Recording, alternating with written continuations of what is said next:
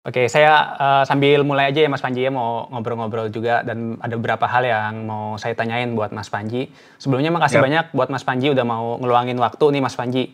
Dan sini saya nanti ada beberapa yang mau saya tanyain, kebetulan itu ya, terkait juga sama profesi saya Mas Panji. Saya jadi ya. buat, bayangan dikit selain sebagai seorang dokter, juga aktif bikin konten di YouTube, terus juga Hmm. sebagai pembicara juga, ada sebagai motivator, kemudian juga ada di bidang musik. Seperti Mhm. yang udah Mas Panji tahu, jadi ada banyak hal. Jadi nanti saya nanyanya banyak ngalor ngidul tuh bukan karena kenapa-kenapa, emang pengen tahu aja dari sudut pandang Mas Panji, apa Ya. sih yang kegelisahan-kegelisahan selama ini. Yang satu hal paling saya kagumin dari Mas Panji sebelumnya itu adalah, work ethic-nya ya, etos kerjanya. Itu yang Mhm. selalu bikin saya untuk semangat nih membuat apapun dan saya selalu ngerasa kalau Panji Pragiwaksono kayak gini, terperangkap dalam situasi ini harus ngapain nih dia nih, itu yang jadi, wah kira-kira saya harus semangat lagi, maksudnya udah mageran loh. Seorang Panji Pragiwaksono aja bisa terus belajar dan ke next level. Kalau boleh tahu Mas Panji, apa sih turning point yang bikin Mas Panji punya etos kerja sekeras ini? Pasti ada mungkin sesuatu ya, karena kan kayaknya kita semua anak muda terlahirnya kayaknya mager semua tuh. Hmm, cukup menarik.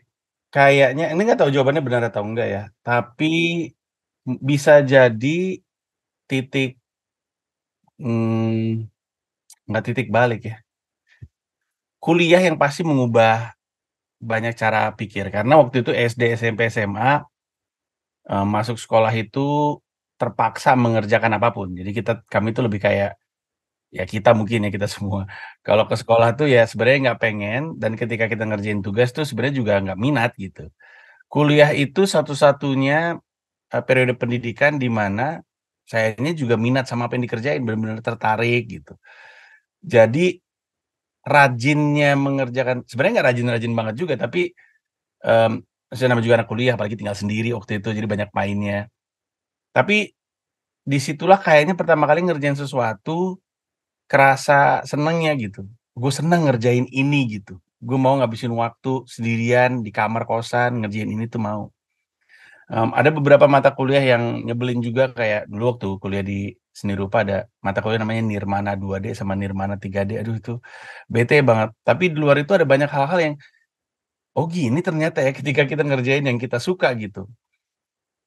Dan mungkin itu, di kuliah juga belajar untuk lebih dewasa dalam dalam hal, berhasil atau tidaknya nggak ada yang jagain, bagus atau enggaknya tergantung kita. Terus, kalau misalkan kita menyediakan waktu untuk kerja keras sekarang, hasilnya nanti akan kelihatan, tuh semuanya tuh baru kerasa ketika kuliah sendirian ngerjain, ada di fakultas yang disukain, terus ngerjain hal yang diminatin, dan itu lama-lama kebentuk. Karena abis itu kalau dipikir-pikir abis itu nggak tahu lagi tuh titik yang membuat cara pikirnya berubah. Di luar bahwa waktu itu pernah baca buku, di rumah ibu suka baca buku, ibu sama ayah suka baca buku, tapi ini bukunya ibu, ada buku dari Stephen Covey, Eight Habits of Highly Effective People. Itu buku fenomenal banget pada zamannya. Ada di rumah, cuman flip through the pages aja gitu, nggak pernah bener-bener baca. Lalu ngelihat ada Ninth Habit of Highly Effective People. Pikir-pikir, ya udah deh sekalian gitu, sekalian deh mungkin 8-nya akan dibahas plus habit ke-9. Bukunya tebel banget, hardcover gitu. Pas dibaca, ada satu kalimat yang nempel aja, kalimatnya adalah disiplin itu membebaskan, tidak mengekang. Terus, pas dipikir-pikir bener juga ya, kalau gue dulu disiplin ngaji mungkin sekarang udah bisa baca Arab gundul gitu, kayak kalau misalkan dulu disiplin main piano mungkin sekarang udah jadi maestro gitu, pikir-pikir bener juga ya.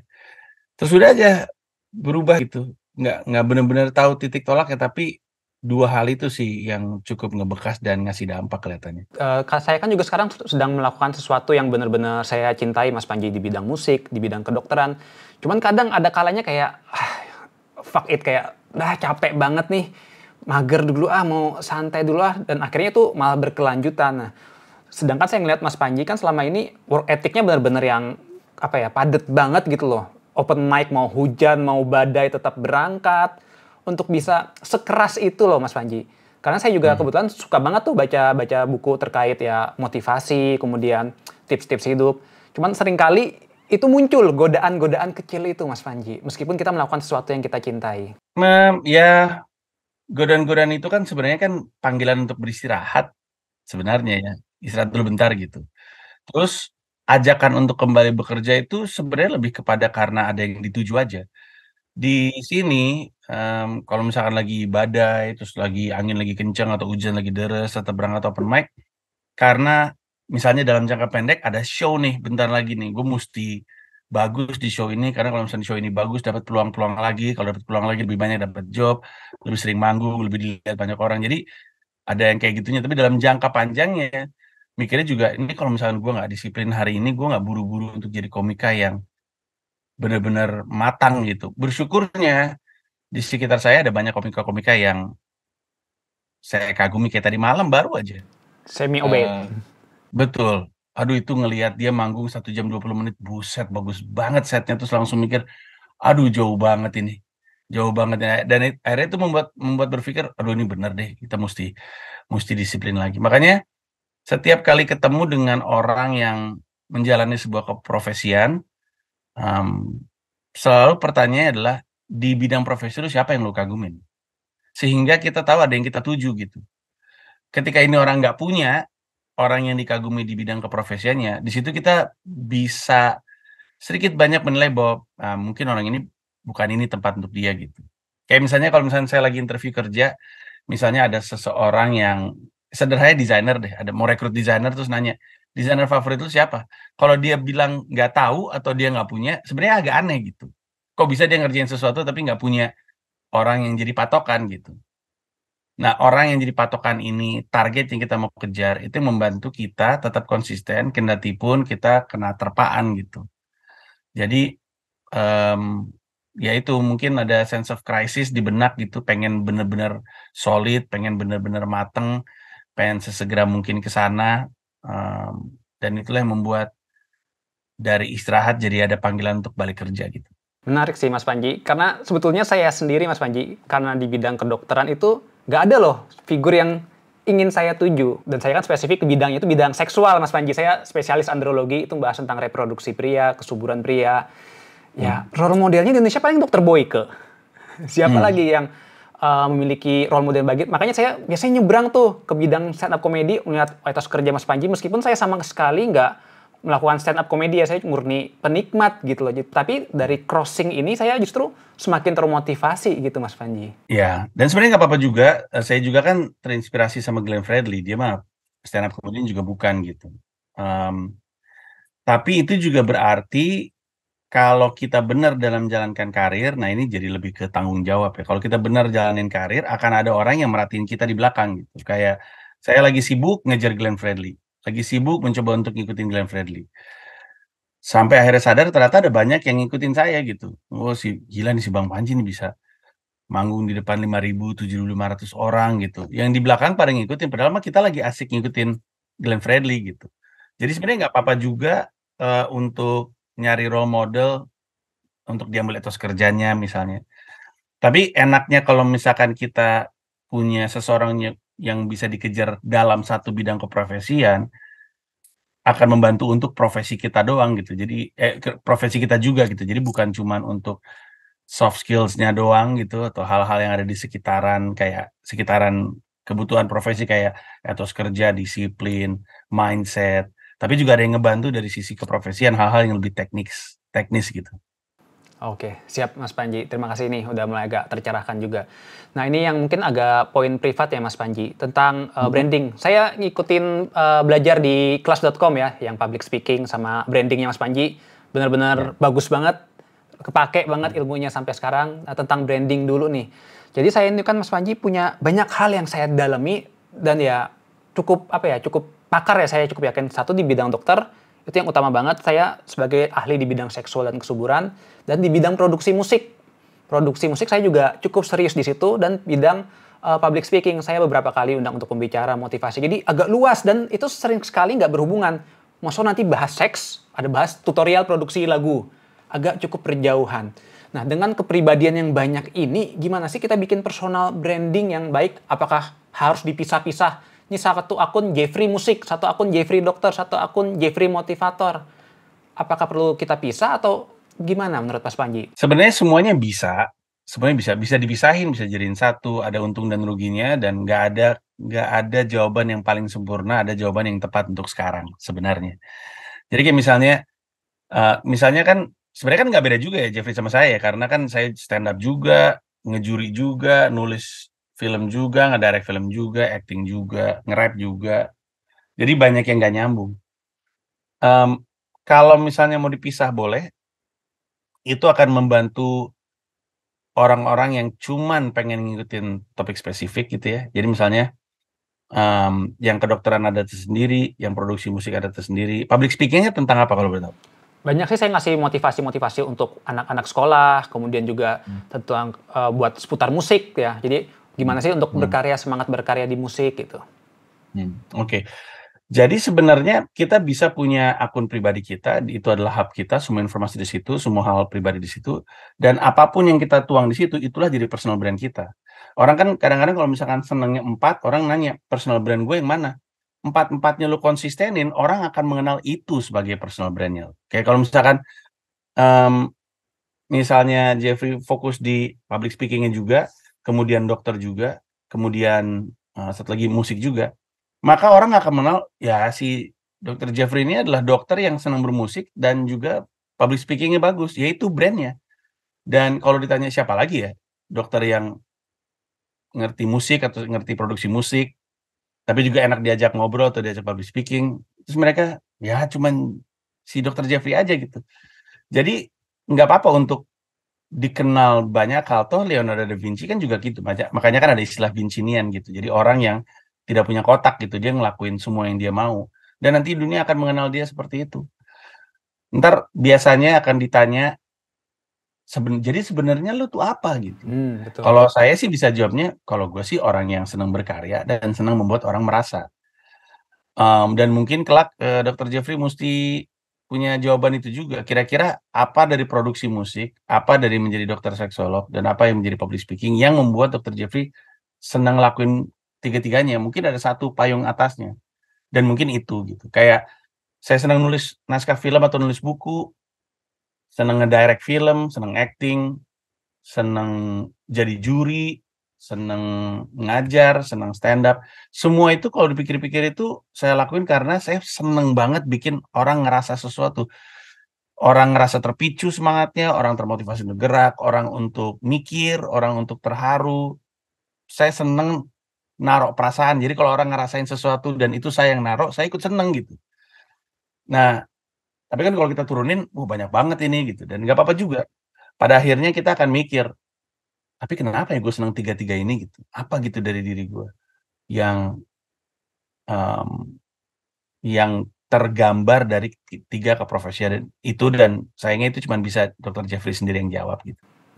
Gimana caranya supaya nggak kenodai ya dalam tanda kutip, itu kayaknya musiknya nggak jago-jago amat, orang dia dokter gitu. Nah, gimana sih kita supaya menghilangkan asumsi-asumsi seperti itu, Mas Panji? Kan kadang orang anggapnya, ya kamu ya dokter aja, musisi aja. Kalau aku mau nyari, aku mending cari yang pure musisi nih, bukan yang ada sambilan dokternya, tanda kutip gitu. Ya nggak apa-apa, berarti itu yang dia cari. Ya kalau nyari yang potongannya kayak kita, ya udah kita. Kita harus menyadari bahwa karena karakter kita, akhirnya yang peluang yang datang jadi spesifik juga. Emang itu takdirnya gitu. Semakin kuat karakter kita, semakin spesifik, semakin orang bisa bilang, oh ini gue banget nih. Sama orang bilang, ini nggak gue banget. Dan nggak apa-apa.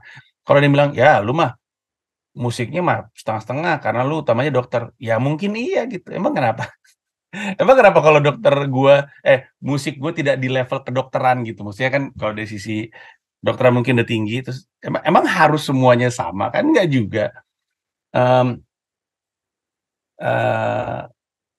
Lebih ke kitanya aja sebenarnya. Lebih ke kitanya untuk mau nggak kita terima dibilang kayak gitu. Kalau kita nggak mau terima kayak gitu, kita mesti jawab pertanyaan selanjutnya. Ya udah kalau gitu gue mau seriusin musik gue pada level kedokteran nggak? Apa yang mesti dikorbankan nih? Kalau misalnya kita nyaman dengan itu, ya nggak apa-apa lu mau mikir kayak gitu. Gue mah fokus ke musik gue, sebagaimana waktu yang tersisa dari kedokteran gue, dan sejauh apa gue jalan dari waktu yang tersisa itu, ya itulah bagian dari proses gue gitu. Dan nggak apa-apa. Sometimes the universe connects in a very weird way. Sekarang kita nggak kepikiran kenapa atau apa kira-kira pekerjaan yang akan nyangkut di seseorang yang dokter seks, dokter reproduksi ya tepatnya. Reproduksi Dokter ya. reproduksi yang juga produksi musik, dokter reproduksi yang Reproduksi. produksi musik, tapi juga public speaking. Nggak kepikiran sekarang. Nanti ketika peluang itu datang baru kita mikir, wow, untung gue konsistenin tiga-tiganya ya. Karena kalau misalnya gue tinggal salah satu mungkin ini nggak dapat. Nggak ada yang tahu gitu. Tapi kita juga ngelakuinnya bukan karena berharap ada itu. Bukan. Karena itu nanti jatuhnya pamrih ya. Ntar kalau itu nggak datang kita patah hati. Kita mah ngelakuin karena kita suka aja. Ditanya sama orang, lu kenapa sih ngelakuin tiga itu? Tiga-tiganya bikin gue seneng. Gimana dong? Lu kenapa nggak ngelakuin hal yang bikin lu seneng? Gue balik deh. Ya soalnya gue nggak ada waktu.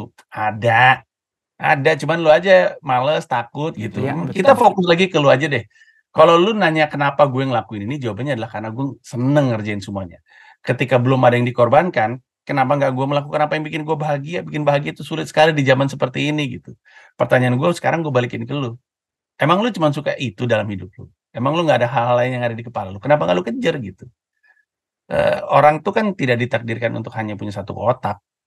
Kan bisa ada beberapa kotak gitu. Iya, masalahnya kan kita banyak masyarakat pada umumnya kan lihat ya satu bidang aja, nggak bisa yang lain-lain.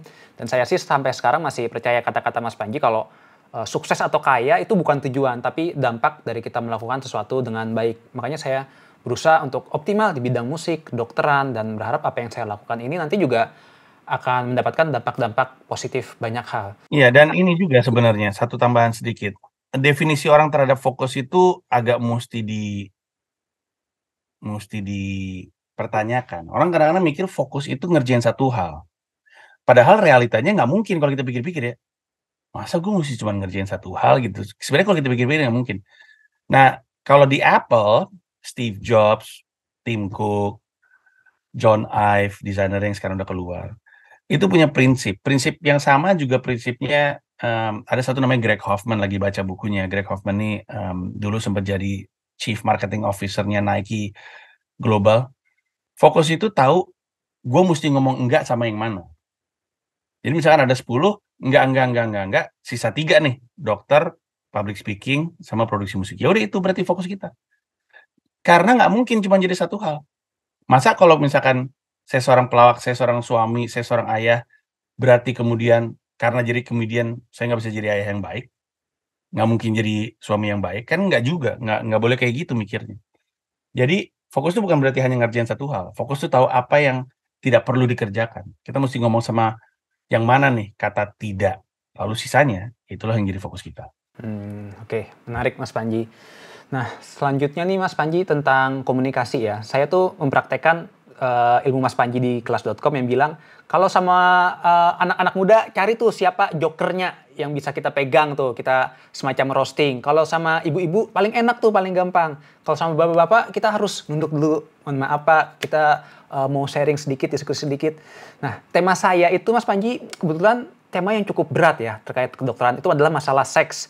Dan seringkali penontonnya atau pemirsanya itu adalah orang-orang yang udah berumur 50, 60 tahun. Saya di sini usia masih 30 tahun, belum menikah, ngomonginnya mempelajari tentang seks. Nah, menurut Mas Panji gimana sih cara kita untuk bisa meyakinkan gitu ya untuk orang-orang ya secara keilmuan ya sudah ada gelar, sudah ada segala macam, tapi kadang masih ada anggapan orang yang beranggapan dia aja masih muda, ngerti apa itu. Nah, gimana sih supaya kita lebih terlihat meyakinkan ketika kita sebagai komunikator atau pembicara gitu? Emang ini susah ya, ini persepsi yang nempel di publik mau nggak mau gitu. Kayak nggak tahu ini benar atau enggak ya, tapi kalau misalnya saya ngeliat ada orang ngomongin nasihat pernikahan, Iya. kemudian nikahnya baru 2 tahun juga saya ngerasa, kayaknya gue pengen dengerin yang nenek-nenek aja deh, karena mungkin lu nggak ngelewatin masalah gue. Dan mungkin pendekatan paling benar adalah, bisa jadi bapak dan ibu memang tahu lebih banyak dari saya, dalam konteks praktek, tapi bisa jadi saya punya sesuatu yang akan jadi ilmu baru untuk bapak ibu gitu.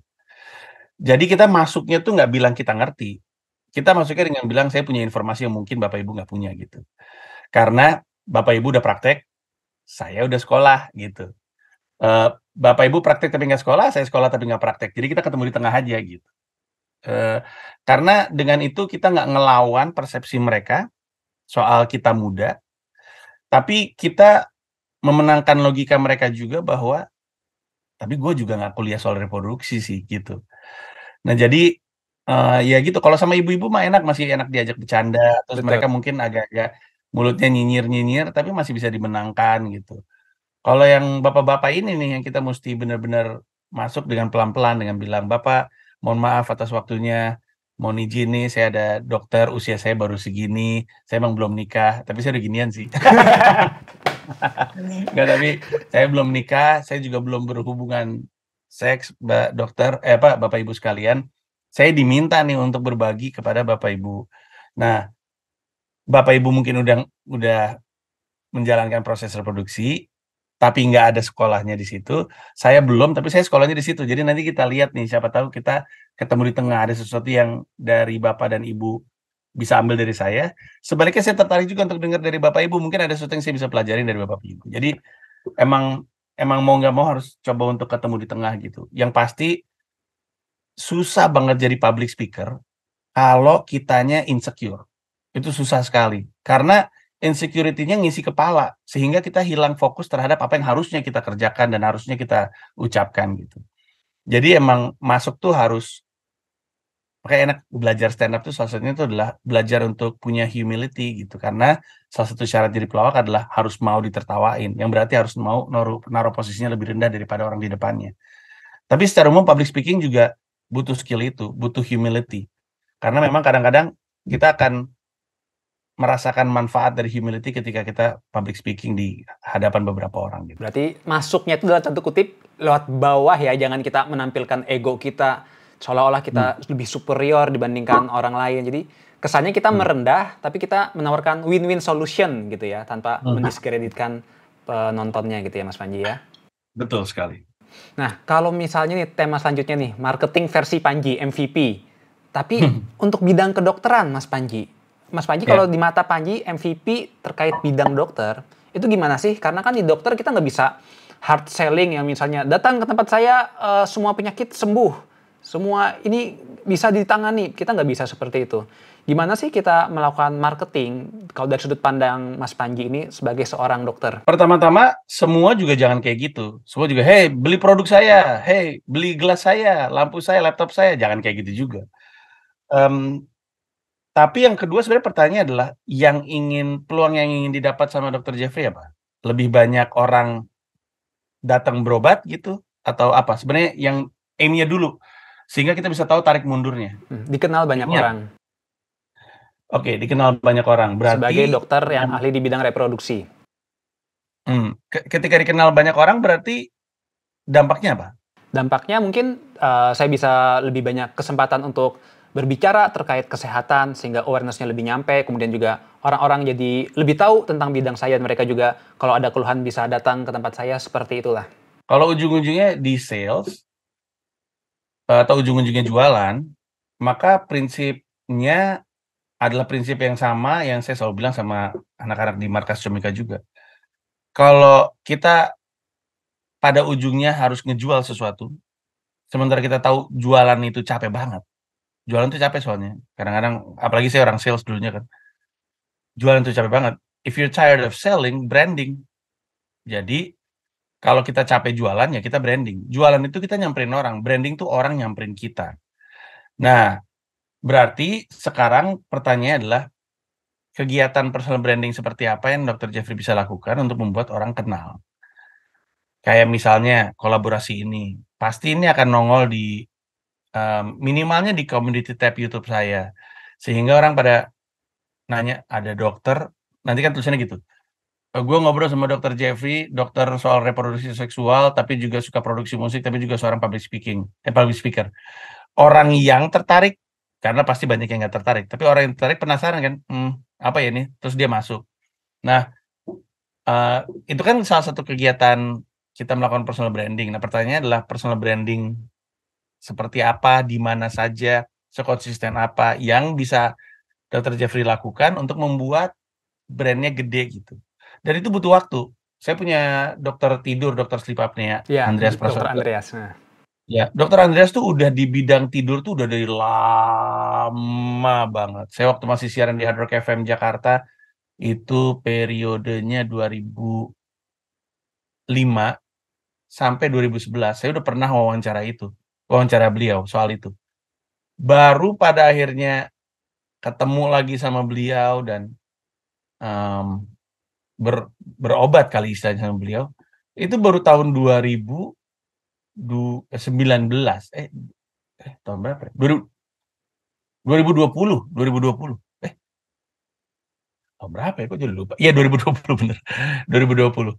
Jadi Dokter Andrea saja yang udah jalan begitu lama, secara awareness tuh masih masih berjuang gitu.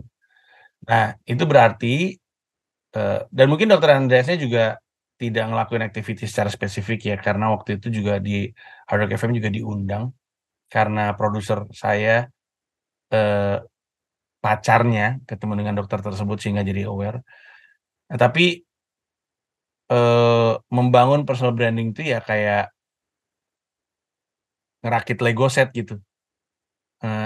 Ketika ditumpahin semuanya ngelihat, aduh ini lama banget ini kelihatannya untuk bisa jadi gitu. Tapi ya itu brick by brick, nempel satu, nempel satu, nempel satu, nempel satu, nempel satu, gabung lagi sama modul lagi nempel satu, nempel satu, nempel satu, baru kemudian jadi Millennium Falcon gitu misalnya.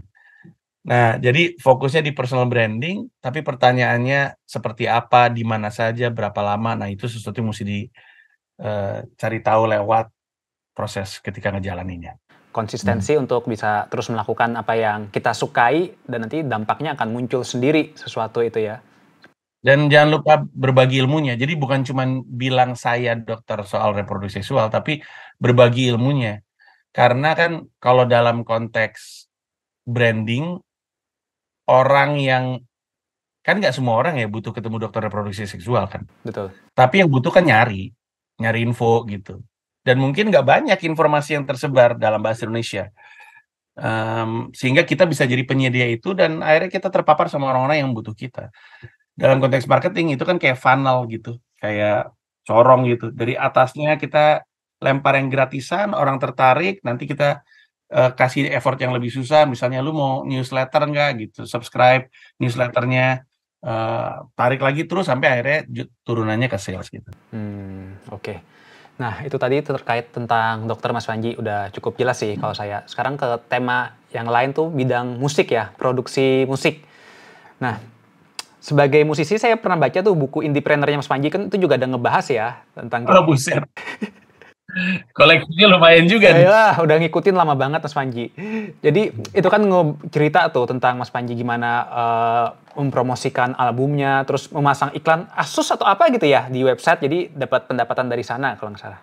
Acer. Iya, Acer dari situ ya.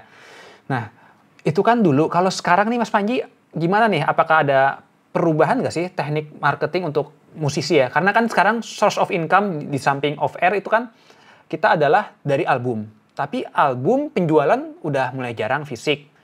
Dari streaming untuk musisi yang masih nanggung, BDW saya ngambil marketnya itu adalah masyarakat lokal. Karena saya bikin lagu daerah bahasa Banjar. Jadi benar-benar masyarakat di Kalsel doang, spesifik banyak pendengarnya. Gimana cara kita bisa memonetize itu dari lagu yang kita buat menurut Mas Panji?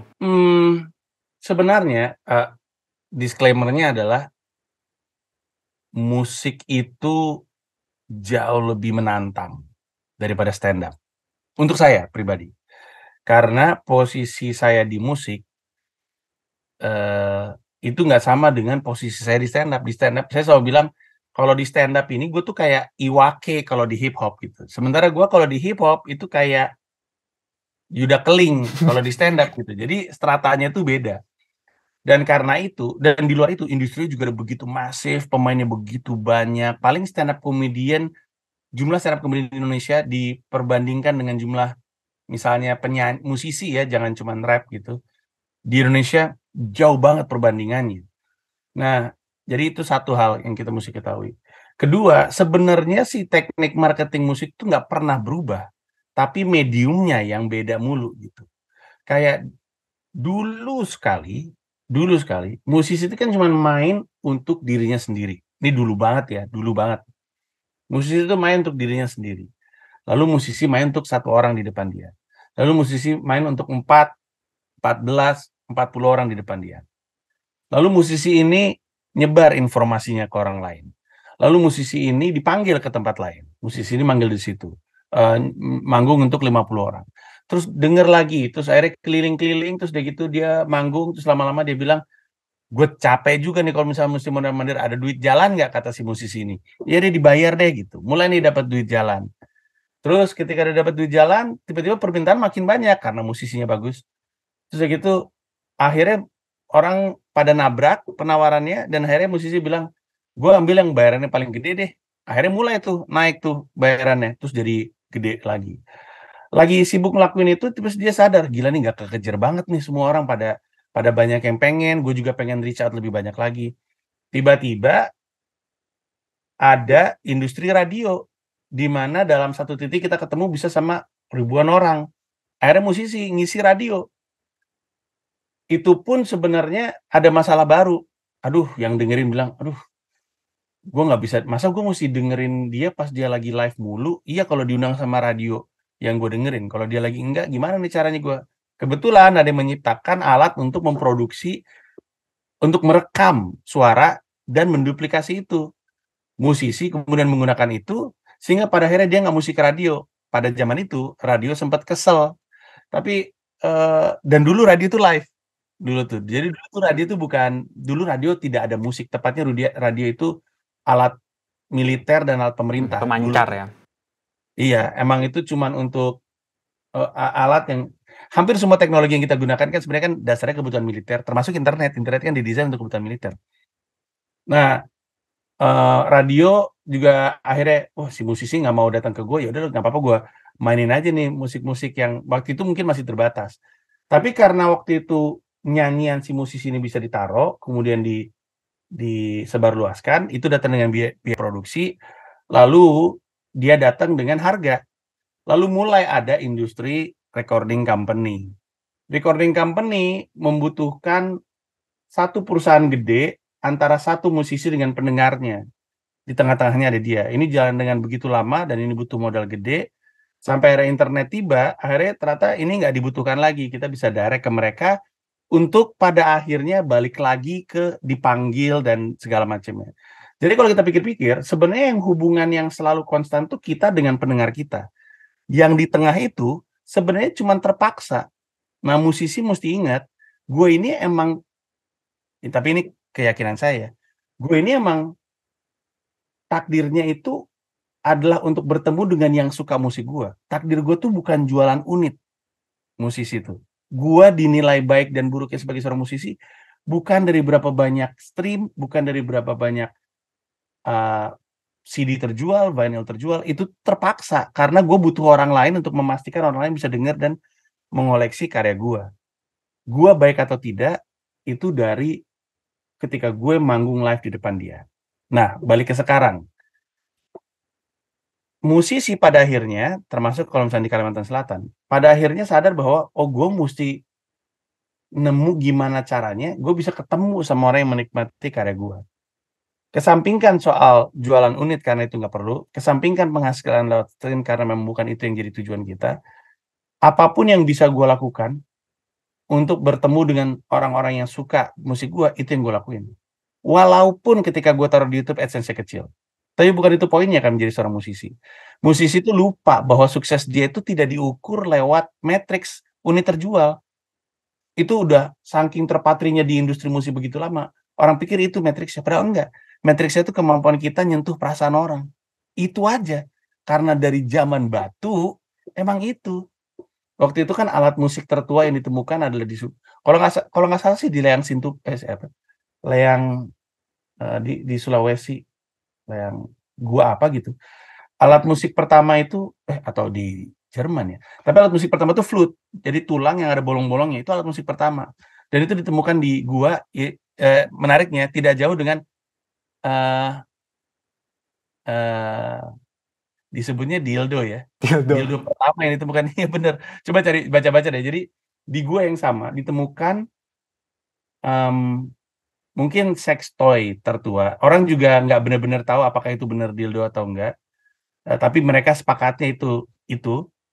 Lalu di gue yang sama ada alat musik tertua. Jadi lucu juga. Mungkin alat musik itu membuat dia jadi bisa berhubungan seks dengan orang lain atau Sebaliknya dia nggak ada yang mau berhubungan seks dengan dia, jadi dia sendiri. Nggak tahu juga sih. Tapi yang dokter mesti sadari adalah sebaiknya sih kita berhenti berpikir bahwa tolok ukur kesuksesan kita sebagai seorang musisi adalah unit terjual. Nggak pernah itu. Adalah selalu kemampuan kita untuk menyentuh. Nah, baru kemudian kita mikir gimana caranya kita dihargai sewajarnya ketika kita berhasil menyentuh orang dengan secara langsung tanpa harus memikirkan ya gue nggak bisa jualan CD, nggak bisa jualan kaset. Bukan itu emang matriksnya. Live music adalah caranya, dan kalaupun bukan live music, kalau misalkan konteksnya itu kayak commission work gitu, kayak dibayar untuk bikinin musik. Nah, terus pertanyaannya adalah gimana caranya orang tahu bahwa gue layak untuk dibayar untuk bikin musik itu. Kayak saya tuh sering banget di Instagram Reels tuh nemuin produser-produser karena mereka suka Bikin reels gitu ya. produce musik ya. Ya dia bikin biasanya sih DJ, tapi kan produce musik juga kan, bikin musik sendiri. Biasanya dia nge-mash musik-musik gitu dan mereka taruh itu di Instagram Reels. Orang-orang pada make, ntar ada Sick Music namanya, Sick Music. Dia selalu pakai topeng ular gitu. Dia kalau bikin Reels, nanti ada tulisannya tuh. Ada 6.900 orang yang bikin Reels dari musik lu. Musik yang ini yang pakai cuma 234. Nah, di situ kita tahu bahwa oh untuk yang ini berhasil nih nyentuh perasaan orang gitu. Dan pada akhirnya dia juga dapat banyak job. Dia ngerjain dia manggung DJ itu pasti, tapi dia juga ngerjain musik untuk sejumlah brand dan segala macamnya. Jadi fokusnya tuh di gimana caranya orang tersentuh sama perasaan gue gitu. Yang A itu membuat kita jadi fokus sama kemampuan skill kita sendiri, dan B terus ngasih tahu orang soal karya kita supaya kita ketemu dengan orang-orang yang tersentuh sama kita. Sekali lagi tanpa memikirkan matriks unit terjual sebagai tolak ukur sukses. Fokus berkarya. Panjang banget. Iya, fokus berkaryanya bukan terkait matriks angkanya ya Mas Panji.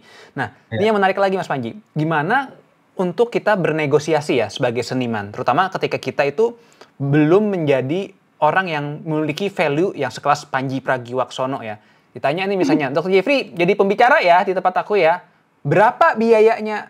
Nah, sebagai orang yang belum memiliki value yang begitu tinggi ya, yang sekelas nasional seperti Mas Panji, gimana sih cara kita melakukan negosiasi yang baik? Karena ini sering terjadi, entah di bidang musik, entah saya sebagai dokter diundang pembicara, gimana sih cara kita melakukan negosiasi itu Mas Panji? Supaya ketemu win-win, apakah kita store angka duluan, atau kita balik tanya, dari kalian ada berapa? Ini pertanyaan sejuta umat nih dok nih, dan nggak pernah ada jawaban saklek ya. Karena bisa semuanya, kalau boleh jujur, bisa semuanya. Bisa aja kita mulai dengan budgetnya berapa? Budgetnya 250.000. Terus kita mikir, ya deh gue bisa gitu. Atau kita bisa bilang, budgetnya 500.000, ya nggak masuk. Emang berapa budgetnya? 250.000. Ya udah deh gitu. Atau kita bilang, enggak deh gitu. Sebenarnya, atau ini cara lain, lihat yang menurut kita ada di peers kita, buka komunikasi sama dia menurut, oh kalau ini gue sama-sama dokter, tapi gue bukan di bidang yang sama nih sama lu. Lu keberatan gak sih untuk kasih tahu di awal-awal karir lu tuh lu berapa? Ada kayak gitu. Di stand up sering kayak gitu. Tapi stand up comedy Indonesia tuh deket banget ya. Jadi terbuka sama hal-hal kayak gini. Industri lain nggak kayak gini. Manajer saya bingung. Kok di stand up bisa saling buka harga ya? Di musik tuh gak ada kayak gitu.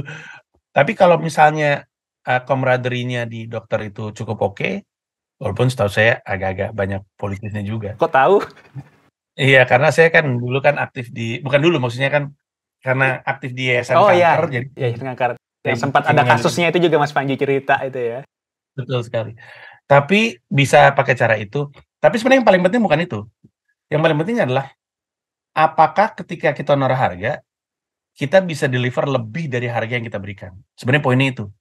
Karena pada akhirnya cara kita nentuin harga kita tuh nggak penting. Kalau orang kemudian lalai untuk memastikan bahwa performa kita seharga dengan nilai yang kita berikan.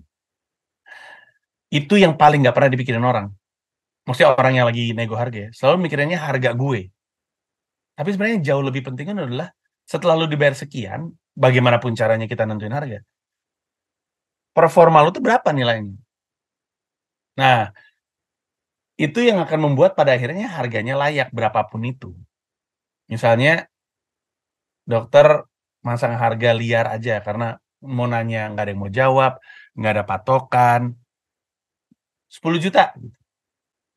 Terus orang bilang, "Udah gila kali dokter kagak terkenal minta 10 juta." Ya udah nggak apa-apa, relain aja.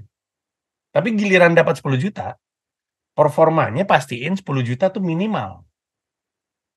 Karena kalau enggak, itulah yang akan membuat kelak nawar harga jadi susah. Gue waktu itu pernah tuh bayar dokter itu 10 juta. Tapi anjing di atas panggung gagap gitu, ngomong kagak jelas, bergumam, mikrofon di perut, jangan dah gitu. Jadi kan beda dengan misalnya dibayar 10 juta, oh tapi dokter itu oke sih. Dia waktu itu inisiatif untuk briefing, terus ngebantu gue mempermudah kerjaan gue dengan misalnya dia tahu gue ribet nggak bisa bikin cue card, dia bikin sendiri. Dia datang sejam sebelumnya. Waktu soundnya rusak, dia ikut ngakalin dan segala macamnya. Ini orang gue bayar 10 juta, tapi gue ya lebih sih, performa dia lebih. Nah itu kan akan membuat pada akhirnya harga kita layak gitu. Jadi sekali lagi cara nentuin harga itu bisa bagaimanapun. Sangat tergantung situasi kita saat itu. Sebagai orang sales saya tahu nggak ada jawaban satu mutlak karena skenario yang terjadi kemudian bisa aja nggak memungkinkan ngambil jalan itu. Tapi jauh lebih penting adalah ketika udah sepakat dengan harga itu, nah performanya sesuai nggak? Karena itu yang juga paling penting untuk pekerjaan-pekerjaan selanjutnya. Public speaking itu atau MC bahkan adalah profesi yang menarik. Promo paling optimalnya itu dari word of mouth orang yang kerja bareng sama kita. Tentu public speaker sama MC, public speaker sih bisa naruh konten-konten public speaking-nya di sosmed ya. Kalau MC itu palingan dari dia siaran radio. Tapi job datang lebih banyak dari orang yang habis ngelihat kita bekerja gitu. Dan itu yang membuat performa kita harus minimalnya sesuai dengan harga yang diberikan. Kalau soal gimana cara nentuin harga, bisa terserah. Tapi kalau ada satu prinsip yang saya pegang, jangan biarkan orang masang harga pada kepala kita. Kita yang nentuin harga itu sendiri. Karena kalau nggak nanti kita jatuhnya yang, kalau lu masih sih ngambil kerjaan itu dibayarnya cuma 150.000, ya soalnya gue takutnya ntar nggak dapet gitu. Ya kalau lu takutnya nggak dapet job, nanti lu akan di situ-situ mulu. Kalau itu nggak apa-apa untuk lu, ya silakan aja. Kalau lu punya penghasilan lain. Tapi kalau misalnya lu pengen hidup dari situ, lu harus mulai mikirin gimana caranya harga lu naik. Dan untuk itu, lu yang mesti nentuin harga untuk diri lu sendiri gitu. Karena pada akhirnya emang butuh-butuhnya kita gitu. Lama banget gitu, kayak dulu saya nge-MC kerja seharian dari mall buka sampai mall tutup 10 sampai 9 tepatnya. Dibayar 250.000. Dulu saya nyebutnya nge-MC toko obat, kerjanya ngoceh mulu. "Iya, Bapak-bapak, Ibu-ibu, ya Ibu, apa kabar? Ibu udah beli handphone ini belum, Bu? Ini." Seharian tuh, paling ada break ya. Dibayar 250.000. Lama-lama kita pikir, waduh ini kalau gue gara-gara gue nggak enak, takut nggak dapet job, terus nggak naik harga, bisa mati nih gue kayak gini. Akhirnya terus mikir, "Duh berapa harganya ya? 500 deh." Ya udah kita nentuin sendiri aja. Dari mana kita tahu itu benar atau enggak ada yang tahu, tapi yang pasti kalau dibayar 500 gue buktiin gue lebih dari biasanya kemarin. Dah gitu aja. Dan kembali lagi memberikan value supaya reputasi kita lebih baik dan dikenal orang banyak kalau dia orang yang bisa deliver lebih dari apa yang sudah dibayar gitu ya Mas Panji ya. Nah, kalau terkait ini Mas Panji yang sering nih, kerja gratisan bagi seniman nih. Gimana menurut pendapat Mas Panji? Sedangkan kita tahu misalnya nih Mas Panji diundang, oh ini sebagai ini, kita belum punya value lebih untuk bisa dibayar, di acaranya itu dia adanya yang fee-nya gratis, padahal kita tahu itu ada sponsor. Kita menurut Mas Panji sebagai seniman seperti apa baiknya? Kalau ada sponsor sih berarti ada revenue, ada tiket berarti ada revenue. Kalau ada revenue berarti sewajarnya kita dibayar. Kalau kita bilang, gue minta dibayar ya, sorry dok, ini kita nggak ada budget untuk jadi pembicaranya. Oh kalau gitu gue nggak ikutan. Loh kenapa? Ya soalnya kan acara kalian komersil, itu aja dulu. Iya, memang komersil dok, tapi ini budget kita nggak ada soalnya untuk dokter. Ya kalau gitu cari yang, saya bantu mau nggak saya bantu cari yang masih mau untuk job-job yang gratisan gitu. Karena kalau menurut saya, kalau teman-teman udah mendapatkan nilai komersil, siapapun yang kerja di bawahnya sih harusnya dapat nilai komersil juga gitu. Atau kita bisa bilang, oke, ini acara komersil, dia nggak mau bayar gue, tapi ada yang gue dapat nggak dari situ? Ada siapa yang datang? Ada berapa banyak yang datang? Apakah penting untuk karir gue dan mengekspos diri gue? Kalau ada, pertimbangkan untuk ambil. Kalau nggak ada, ya udah cabut gitu. Pada akhirnya kan kita berbanding soal apa yang dia dapat, apa yang gue dapat.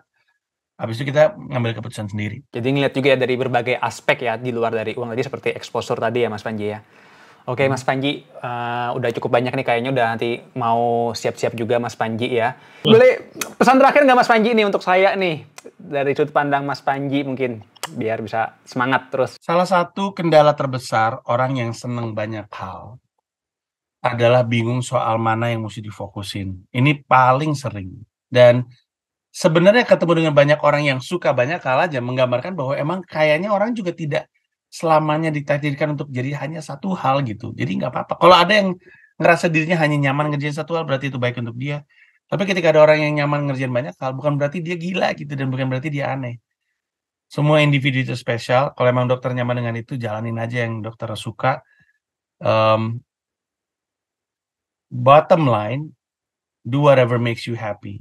Diperjuangkan kebahagiaannya. Dan kebahagiaan orang beda-beda. Orang kadang-kadang suka memproyeksi kebahagiaan dia ke orang lain. Gue bahagianya ngelakuin kayak gini, lu kenapa kayak gitu dah? Lu jawabannya adalah karena gue bukan lu.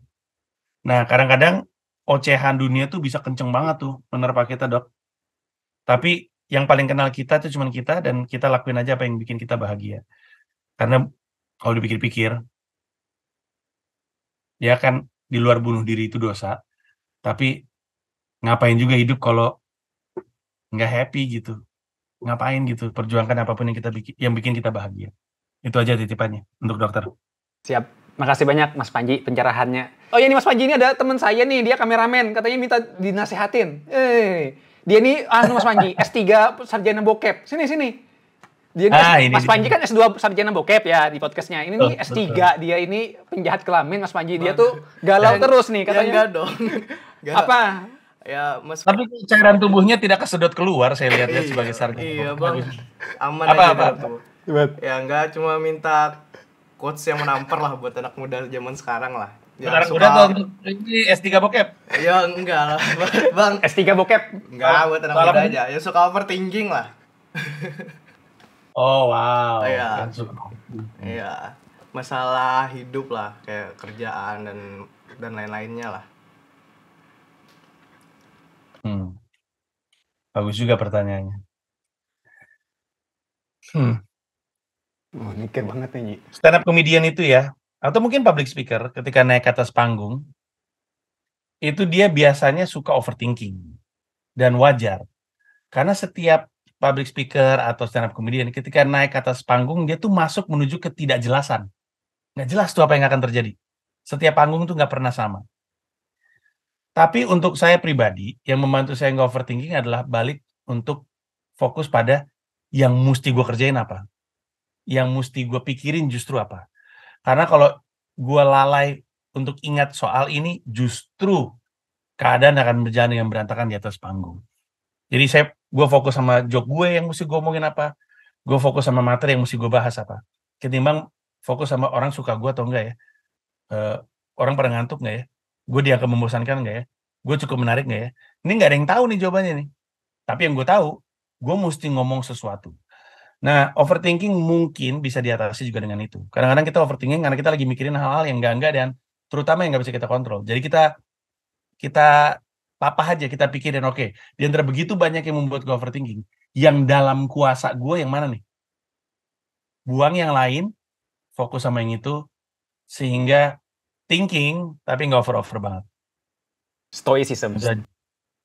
Iya, banyak orang bilang, si Panji ini kayaknya jalanin stoicism ya. Saya bahkan nggak tahu sama sekali itu seperti apa. But if the shoe fits, I'll wear it. Udah ya? Ya oke, aman Siap. Bang. Siap Bang. Makasih Mas Panji. Masih banyak Bang. Nah. Masih ingat peler hari kan Mas Panji? Peler hari? Iya. Ingat. Lo kok jadi tahu? Saya penonton Kumoy Doi Menoy Banjarmasin. Oh iya benar, berarti kita ketemu ya? Iya. Siap. Itu aja. Makasih Mas Panji udah ngeluangin waktunya ya. Semoga sukses selalu dan tetap menginspirasi karena banyak orang yang seperti saya yang jadi justru termotivasi setelah ngeliat Mas Panji keluar dari zona nyaman dan terus produktif. Ya. Thank you. Makasih Mas Panji. Selamat pagi. Ya, selamat pagi. Malam.